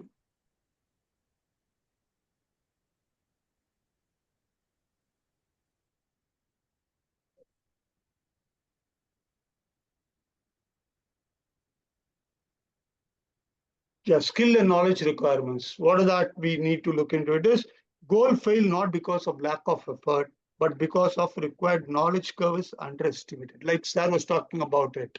We are actually underestimating what is the capacity of things, the market requirements. If you are just making out, suddenly you will find that, for example, let me just tell an example of a pharmaceutical company. The demand was for 100 boxes, but manufactured thing, they just made it out only 20 boxes. What will happen? Out of stock within no time. Once again, you have to manufacture, meet the requirements. By that time, the customer will shift to other companies. That's because of this gap that is actually happening, which is there. We need to make it. Second aspect, knowledge gap. As such, in this particular case, what we talked about is the app. If the person who is only looking at the point of sales is not capable of looking at end-to-end app development, what exactly happens? He will not be able to develop the app, and then they will not be able to meet the customer's requirements whenever the customer requirement. In fact, this can actually lead to a lot of loss in the sales. If the required skill is not there, then it becomes an issue. Needs fulfilled, prevent last-minute firefighting and avoid over-reliance on hero individuals. What do you mean by that? There are some people who will be very skilled. So what exactly happened? We will depend on these people very much.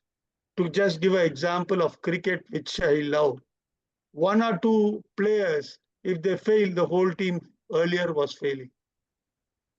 Correct? That's because our over-dependence on these people.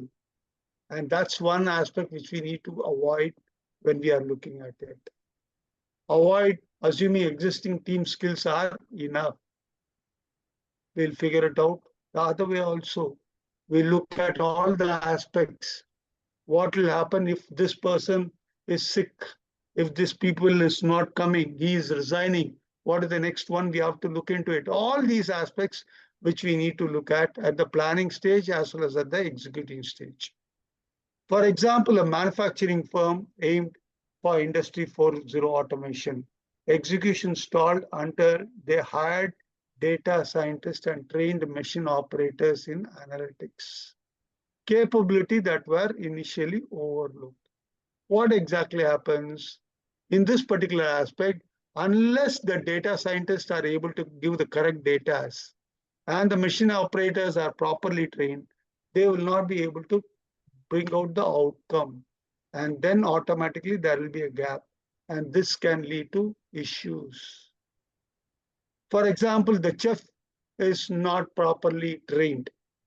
He is not skilled in certain things. For example, certain dishes he is not good at, whereas customer demands those dishes. What will happen? We will not be able to produce these dishes and we will not be able to satisfy the customer. These are issues which we need to look into it. Resource complexity. The real issue is not about the scarcity of resource, but how we are allocating them. How much slack or redundancy your design is one thing which we need to look into. As I told you, all staff taking on leave suddenly on a holiday. Do you think a retail chain can work?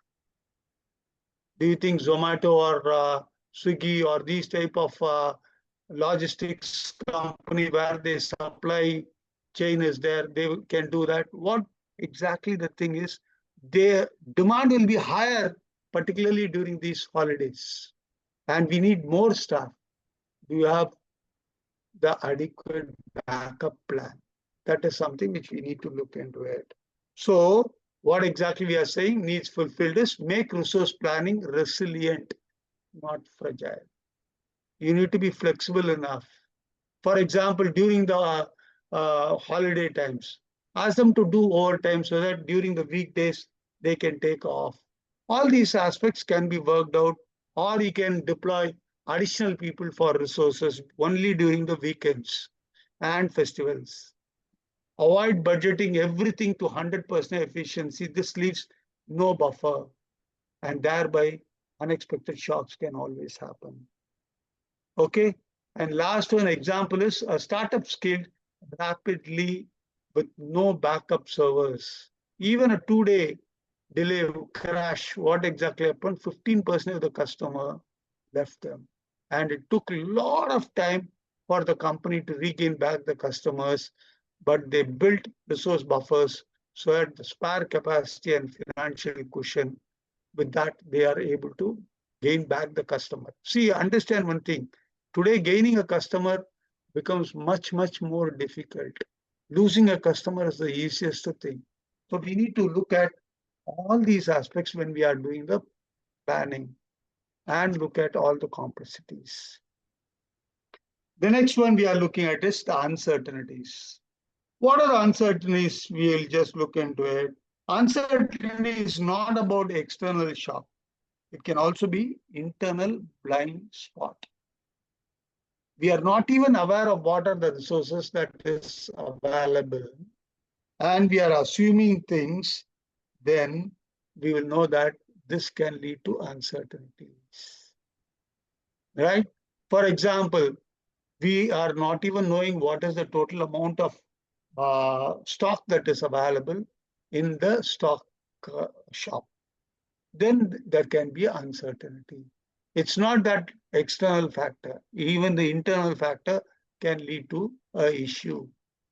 And what do you need to look into it? Build adaptive capacity, enabling the team to pivot when uncertainties arise. For example, I'll tell you, I remember Arun sir talking about even the manager steps inside in a Tata firm and he does the job if suddenly someone is not available. Which means at any given time, anyone should be prepared to face uncertainties and overcome them. What do you need to avoid? Over-indexing on obvious uncertainties, competitors, too much dependency on competitors.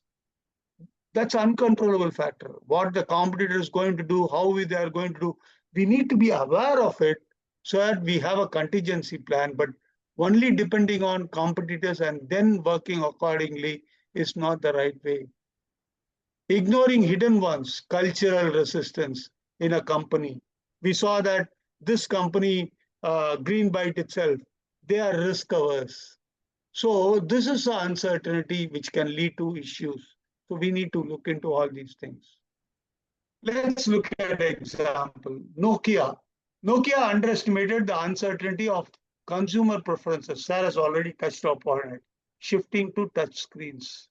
Saw competitor as a bigger uncertainty than the customer behavior shift. What exactly happened? Slowly, customers started shifting to the Android phones. And these people touchscreen was what this, whereas Nokia was the leader at that time in the button phones. What exactly happened? Over a period of time, slowly, other companies started overcoming and their market share were eaten up. Ultimately, Nokia has to lose their leadership, and even for that matter, actually the company completely lost its market. Time horizons, if you just look into it, what are the time horizons which we need to look into it? The longer the time horizon, the more uncertain compounds, the short wins must finance the long term. What do you mean by that? See, for example, if you are having an operation, it's like a marathon you're running. Even then, you will find that you will check every mile, how many minutes you are passing it. I don't know whether some of you will be knowing about if you are a marathoner. For every kilometer, they will check the watch and check whether they are moving on time, right? So this is something what you will look into it. Sometime what exactly happened, the short-term wins must finance long-term wins. For example, suddenly during the thing, you are gaining extra money. You don't spend everything in the marketing. Keep it little bit so that at the later stage when need be, we can use this effectively. Need fulfilled, balance ambition with adaptability, reducing goal fatigue. Otherwise, what will happen? People will initially feel much faster. They particularly, I'll tell you, incentives are given at the initial stage. Later, what exactly happens? Incentives are reduced. At that time, will the person be motivated to run and work? And these are aspects which we need to look into it. Avoid planning only for short term, losing strategic direction, or only at long term you are looking at it, which means it can demotivate the team because they don't know what is happening tomorrow. So we need to look at short-term goals, win that, and then move to long-term goals so that we are able to balance both and run the organization continuously with motivation. Example, Tesla had a 20-year roadmap of EV adoption. But what exactly they did? They broke it down into small milestones. Sports car is the initial stage they came out with. Then affordable sedan, then mass market car. What exactly happened? They were able to clearly map which car need to come in priority. Thereby, they were focusing their resources. They were able to capture the market, at the same time become much, much more successful. This is something very, very important when you are on the long run to make a company bigger. The next one is the stakeholder complexity. How do you look into it? Conflict arises not because you have many stakeholders, but mismatched interest, influence, and levers. This is something which you will find it very difficult. How? Let's just look into one of the example, which is anyway, example we'll be looking at it. Need fulfilled helps identify kingmakers who can make or break success. See, this is something like influencer, Sarah was talking about it. Who is the influencer? How he can influence this particular aspect of it. For example, advertisements. What do? We look at Shah Rukh Khan, we look at Vinod Khan, Kohli or Dhoni, because we know that they are the influencers who can make or break success. Avoid treating all stakeholders equally. Some need deep engagement, some only updates, right? That's exactly where we need to understand who is the customer, what is his needs, and how he is going to make it. For example, a major customer, he needs deep engagement. Whereas one-time purchases, maybe that he needs to be appreciated, but not only updates continuously on WhatsApp or other matters which is adequate. Example, a metro rail project faced delay because resident association were ignored. See, what exactly happens is if the route falls in a particular area and you will find that our residents are objecting, right? There is no station at that particular point, or there is particularly it goes through their colony and it can be disturbing. And because you will have to work on a lot of aspects, you have to plan it in such a way that you talk to them, engage them, and which can unblock the project, right? Otherwise, what will happen? The residents will come, they will fight it out, and then the whole thing will get delayed. These are things which we can actually look into it when we are doing the planning itself. At the planning stage itself, we need to look into it. Okay, what are the likelihood of issues that can arise in this particular issue? Right. The next one, which we are just going to look into, is need for coordination. This is very important because complexities often lies not in task, but in decision friction. Unclear authority slows everything down. What exactly we saw? CIO is looking after one department, COO is looking after another department, other marketing manager is looking after this growth factor. So what exactly happens? If there is no coordination, it can lead to friction. There can be unwanted problems that can arise down, like what is the need that need to be fulfilled? Create flow in execution by clarifying who decides, who executes, and who escalates. That way, if the clarity is there, you will find that smooth functioning can happen. That's where the process becomes very important. Over designing communication, too many meetings, endless reporting, too many people are reported, then all these confusions can lead to it. what we need to look into it is what is the communication channel, we already saw that, and how this particular message need to be delivered within the shortest time. Example, in a global FMCG firm, 3 vice presidents had overlapping authorities on product pricing. Delay killed speed up to the market. After decision authority was centralized, launch time stopped. What exactly happened? Too many cooks spoil the broth is what we talk about it. Same thing happens when too many decision makers are there. Each one feel that their decision is very important, and that is exactly where we need to sometimes step in and say that, yes, one person takes the decision and others follow it up. These are something which are very, very essential. Once this is over, what is very important is the last thing. Once the complexities are clearly template-wise analyzed, what now that we have to look into it is the 9 steps that each time we need to look into it, right from the scope of the goal to need for coordination. Then what exactly happened, what to avoid, and how we have to look into it. Those things we saw in the deeper dwelling with the T analysis.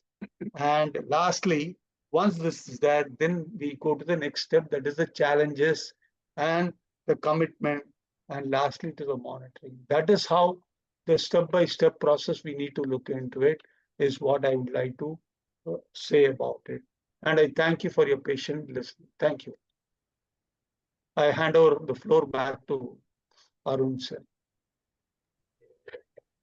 Thank you, Suresh. Excellent. Good. Beautiful delivery. Yeah, if you have any questions, you can ask. Mary ma'am has One of raised the her- One of the slide, the sir is told about the critical path, sir. Critical path. How to identify the critical path, sir? What is the critical path?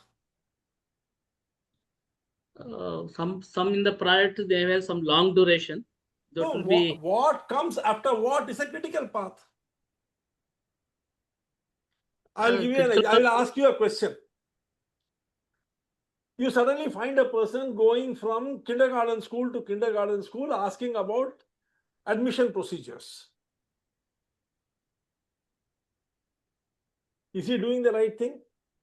And that he is doing from 4 months before the school admission begins.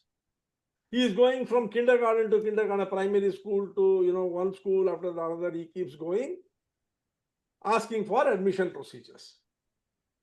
He has started this 4 to 5 months before the school admission starts. Is he doing the right thing?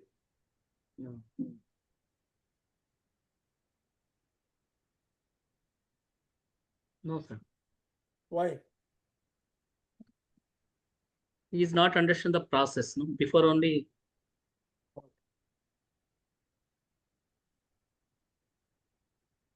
What is the first question you should ask here? What is the first question you should ask that person? Who will answer me this question? What is your requirement? How much proximity is there for this particular school? All these aspects, what is the cost involved? You know what is the question I'll ask What him? is the quality? Do you know what is the question I'll ask him? Are you married? You're asking me? First, you have to get married. Then you Yeah. have to get a child. The child has to grow to 2, 3, 3 years old. Then you have to start thinking of a school. This is critical path. Right. What comes first? What comes after that? What comes after that is the critical path. That is a saying in Tamil. அடியேன்னு சொல்றதுக்கு ஆம்பளையால அரச மரத்தை சுத்தி வந்தாலும். A lady doesn't have a husband to call her a wife, and she is going around a arasamaram, the tree from which People tree. people pray to Lord Shiva for a child. So you see, a critical path is a sequence of one activity following another. That is the critical path. What comes before what? You are talking about marketing an app. What do you require for that first? First is a marketing. Marketing an Yes. app. Yeah. What do you You need require an- for that? What comes You need before an what? You need an app, correct? Yeah. Without an app, what will you market? For that app, what do you require? An app designer. Technical What will people. you tell to the app designer? What you want the app to do? So you see, where does the critical path begin? It begins with what you want to achieve through that app. Are you now getting, Mr. Mudgal, what I'm saying? Yeah. The sequence is here important. Sequence. Absolutely right. Starting from 0, you have to go to 100. From 0, you can't go to 10. You will have to go to 1, then to 2, then to 3, then to 4. That is the sequence. And unless you understand the sequence, which is a very difficult thing, I'm telling you, that's why Einstein said, any fool can make things complex, it takes genius to make it simple. This is simplicity. Knowing that from 0, you have to go only to 1 is simplicity. But what do most people do? From 0, they jump to 99. And there, like a snake and ladder, they find a snake sitting with his mouth open, enter into it, come back to 0. So steadily, you have to move up. That is the critical path. Yes, Anilji.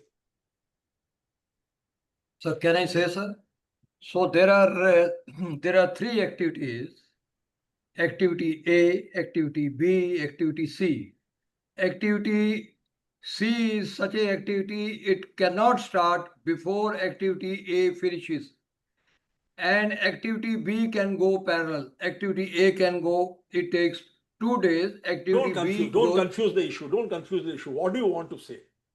No, I'm saying critical path is that path where the Explaining. next That is it. activity cannot What comes go. after what is a critical path? Yes, there are certain all. paths which are Simple. parallel. Yes. Parallel, all those things you leave aside. What comes Sir, after what is the critical path? Arun sir. There is no end to what all we can discuss. Right. Arun Right. sir. Right. Arun sir. Which doesn't have a Longest slack. path, which is the longest path generally what we thought in the project management course, no? Which is longest path in that any sequence. Yeah. That will be critical path. Why means you have to address those things. Like that only Yes. Arun sir, Somi sir, salt and A That activity. has got nothing to, the length of the path has got Length. nothing to do with the critical path. Okay. Okay. The critical path means what follows what. What if see, tell me one thing. Mathematics, the world of mathematics started when? Now you will understand critical path very clearly. When did the world of mathematics start? With the advent of Aryabhatta. zero, Yeah, we right, have Mr. identified. Rajesh. 0. With Aryabhatta inventing zero, Aryabhatta. mathematics started. Before there was mathematics there. No. Now, mathematics is endless, is infinity, it can keep on going. But the critical path of mathematics begins with 0. What follows 0? 1. 1. Can there be 2 without 1? Oh. So you see, critical path sequence is already set. 0, 1, 2, 3, 4. Now you keep going. So critical path very simply is the sequence of how you do things. And you know, this is where the question of interdependencies come. Yes. 2 is dependent on what? 2 is dependent on 1. for its existence. On 1. 1 is dependent on what? 1 is dependent for its existence on 0. 0.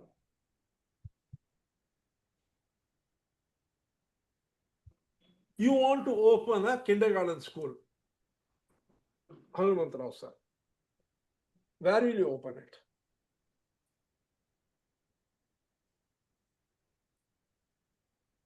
Yeah, I'm giving you 2 places. You tell me which one, where you will open a kindergarten school. An old people's home or a child orphanage. Child orphanage. Why? That is the critical path. Because for the kindergarten school, children are required, not old people. Simple.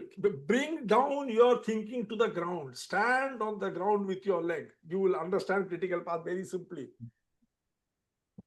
You want to raise a family? Get married first. To get married, get a job. To get a job, get educated. To get educated, study. Now you see, we go back to our childhood. What did our parents say? If you study well, you will get a good job, you will get a good wife, you will get a good family. Critical path set.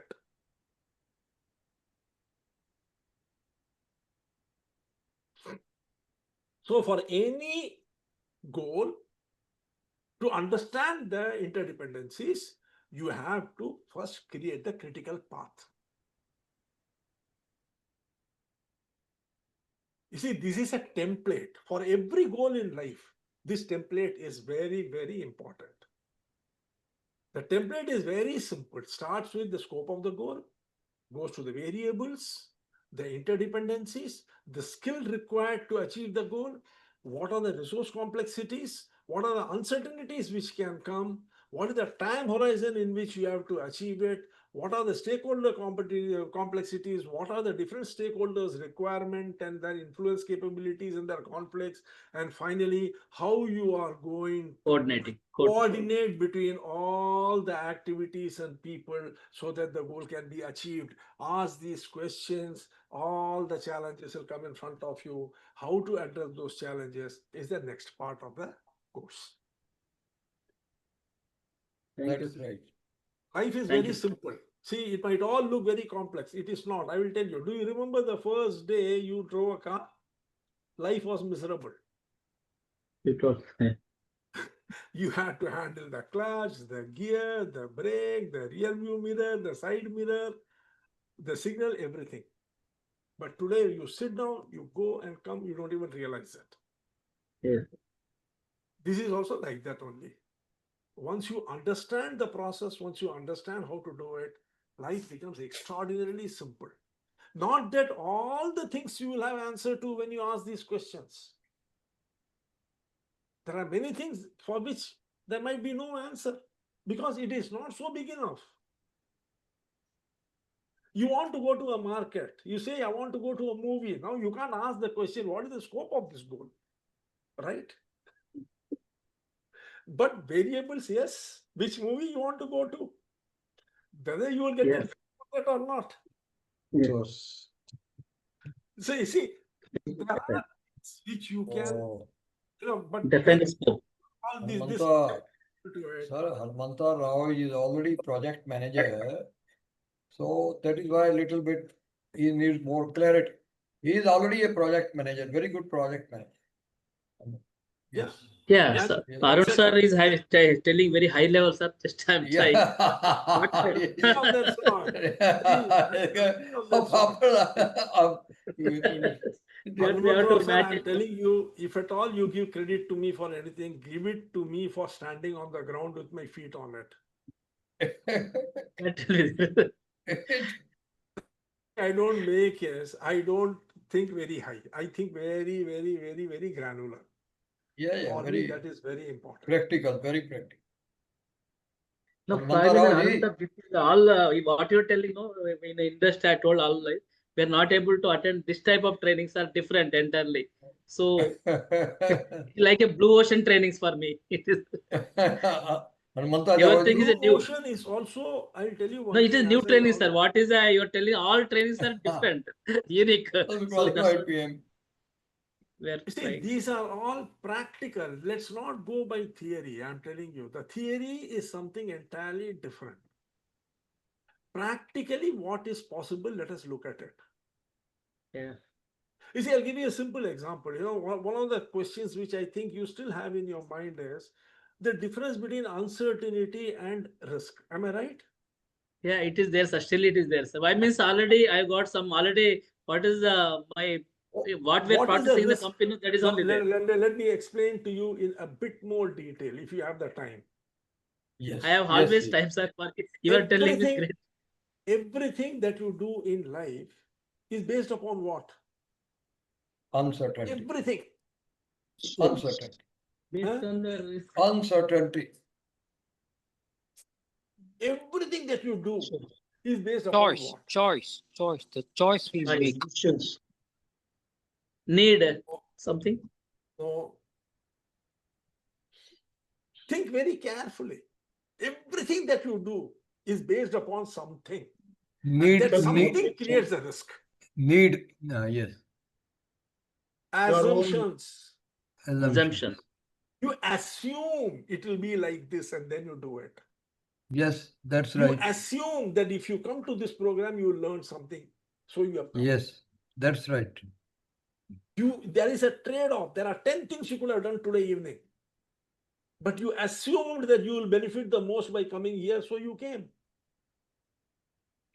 If That's you right. don't, if that assumption is not fulfilled, what happens? You will not come the next time. Correct? Now, what does this assumption do? This assumption creates a risk. What if your assumption is proved wrong? Then you have lost 3 hours of your time. These 3 hours, it cannot come back because that is a resource which cannot be regained. Money you can earn again. People leave you and go, they can come back, or you can create new relations. Everything in this world you can do. But one thing you can't do is replenish the time which you have lost. That's a huge risk, isn't it? Yes, sir. What is the uncertainty here? Uncertainty. Yes. While you are doing the class, suddenly a guest comes. Now an uncertainty. What do you do? Ultimately, not meeting the objective, sir. Not meeting the objective is a requirement, is also risk. Uncertainty. When you are not, I not see, met now the you are objective. starting to use the word differently. Now you are starting to use the word differently. See, this is the difference. Objective, objective is not meeting is also uncertainty. Objective not meeting becomes an uncertainty when the focus is getting disturbed by the arrival of a guest. Yeah, distractions. Otherwise, let us say you're watching the program, you're totally focused, learning something, suddenly the internet fails. Uncertainty, uncontrollable uncertainty. Yeah, uncontrollable, correct, sir. So what do? You know the answer to this. I have the mitigation plan. Example, when now it is there. You have the mobile with you. I put the mobile. I'll put on. So you see, till you had checked that uncertainty, you first took the risk of assuming that you will benefit from here. Then you checked that this uncertainty is there because today the weather says it's going to rain heavily. The internet might fail. So let me keep the mobile ready. Yeah. That became possible. For that one, this is required now, sir. That thinking process is required. No, you should have the knowledge. That is why you are attending the class, na? No, gender I'm telling, sir. The assumption also brain is required to think. Awareness is required. Yes. That competence is required. But you see, the difference between risk and uncertainty is risk is assumption based. Without the assumption, no risk will be there. Uncertainty is execution based. Only when you execute it, do the variables create the uncertainty. Are you getting my point? Sir. Getting. An assumption that Pakistan will attack with an F-35 does what? It drives you towards creating a stealth aircraft, correct? That is a risk. What is the risk? The budget is 5 billion. If you are going to spend 5 billion on the stealth aircraft, you can't upgrade your submarine and your, defense forces. Yes. That is a risk. And when you start implementing the creation of a stealth aircraft, suddenly China develops a 6th generation aircraft and makes this default. Now what do you do? That is the uncertainty. That is not another uncertainty. Yeah. Are you understanding what I'm telling? The difference between risk and uncertainty. Okay, sir. So I'm getting, sir. Some extent I'm getting. Means one uncertainty also other answer. Yeah. If you start implementing it, you will get, you see, everything becomes clear only by usage. The brain is also a muscle. The more you use it, the sharper it becomes, the stronger it becomes. The problem is, yes, sir, what is there? No, generally, if you see the about what uncertainty you're talking, one standard is there in the ISO. I think Yoga sir maybe knowing ISO 31,000 2018 one standard is there. It will talk about the risk management. It what is that standard editor? No, I'm tuned to that one only. I'm interpretation in that one only. I'm not able to come out that from that boundary. Well, that is my limitation, constraint, we can call. You see, that's why I say, nah. You see, we are, as professionals, more tuned towards efficiency management, not creative management. All the standards and everything that you're talking is aimed at what? Efficiency. Efficiency, not creating something new. But what we are discussing here is the creation. So you see, what happens is when two conflicting ideas clash, confusion is a very logical thing.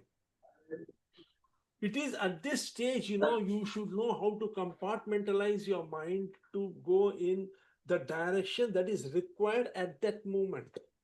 Yes. Yes. You understand? See, I say heuristics. We are tuned. You are tuned in your profession to think in a particular way. So what is happening? Even when a new concept is coming in front of you, or something which apparently appears to be new comes in front of you, you try to fit it into the existing model and understand it. Don't do that. Don't try to fit that into that this is a problem. model. Yeah, that's problem, sir. Me. Yeah. No, but that's the problem with most people. It's not just you. See, one of the advantages of not being very learned for people like me is we don't get confused that way. We are not specialists, we are generalists. We speak generally speaking, no specialization for me. Yes, sir. Hitendra ji is thinking, if this is what becoming a coach is, it's better not to become a coach. Sir is there or not, I don't know. Rao Saab. Coaching is a challenge, sir. Rao Saab, you and me also, we have been taught project management in a different way. Yeah, that's now only. Now Arun Saab's level is is That is why I'm not able to come here only and there. I'm not going to there. More clarity now. They teach you, so okay, let me ask you a simple question. So you have learned 1, 2, 3, 4, 5, 6, 7, 8, 9, 10, 100, right? But is that the world of mathematics? That is the world of arithmetics. Mathematics is far ahead of it. And even in that, there are fundamental stages, basic stages, foundational stages, and there are very advanced stages. So you see, we should never ever restrict ourselves only to what we know. What we know should form the foundation for what we can know. The more and more you question your knowledge, the more and more you try to expand the horizon of that knowledge, the more fruitful it will be and more you will enjoy whatever you are learning. Yes. Open mind is required, sir. Yeah, Open mind is required and you have to try and implement it. Just listening to it is not sufficient. Yeah, I understand, sir. You have to try and implement it. Take the risk. Why do I use the word risk here? Because you have to assume that if you implement, you will succeed. And when you implement, you will face uncertainties of people you not accepting what you are telling and challenging you. Yeah, resistance. Yes, sir. Yes, sir. Outcome is always uncertain. But because of that, you should not stop trying. You should try. Keep Go going ahead, on. implement it.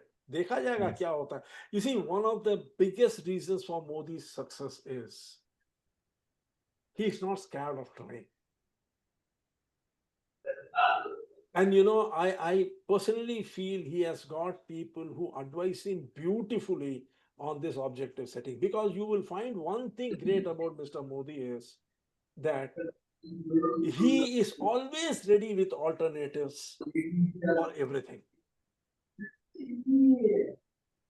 He's always ready. When the whole world was thinking what to do with Trump, he already had everything ready. You Long mean to back. tell me this GST 2 years came back. overnight? 2 years back. 2 years back. 3 years back. He We is don't know. ready. He is keeping, you know, he's constantly evaluating the surrounding, the ecosystem, and planning. He has surrounded himself with knowledgeable people. You know, I call him the Steve Jobs of India. Do you know why? Do you know why I call him the Steve Jobs of India?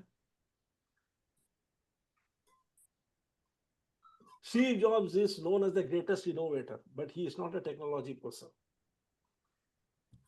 But one thing he was very good at, he knew where to go to find the right person to do the right job. Yeah. And Modi That's is like important, that, you know, he knows where to go to find the right person to do the right job. Correct. And in that lies his greatness. That leadership have that quality should be there. Leadership. Yes, yes. He has the patience. He has the intelligence to listen.